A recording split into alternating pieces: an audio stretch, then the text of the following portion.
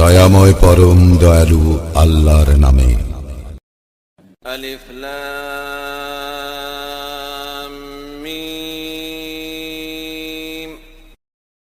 ইহা সেই কিতাব, ইহাতে কোনো সন্দেহ নাই। মুত্তাকীদের জন্য ইহা পথ নির্দেশ। যাহারা অদৃশ্যে ঈমান আনে, সালাত কায়েম করে ও তাহাদেরকে যে জীবন উপকরণ দান করিয়াছি তা হইতে ব্যয় করে, এবং তোমার প্রতি যাহা নাজিল হইয়াছে ও তোমার পূর্বে যাহা নাজিল হইয়াছে তাহাতে যাহারা ঈমান আনে ও আখিরাতে যাহারা নিশ্চিত বিশ্বাসী, তাহারাই তাহাদের প্রতিপালক নির্দেশিত পথে রইয়াছে এবং তাহারাই সফল কাম।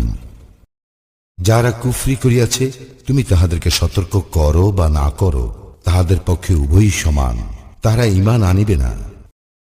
আল্লাহ তাহাদের হৃদয় ও কর্ণ মোহর করিয়া দিয়াছেন। তাহাদের চক্ষুর উপর আবরণ রহিয়াছে এবং তাহাদের জন্য রহিয়াছে মহাশাস্তি। আর মানুষের মধ্যে এমন লোকও রহিয়াছে যাহারা বলে, আমরা আল্লাহ ও আখিরাতে ঈমান আনিয়াছি, কিন্তু তাহারা মুমিন নয়।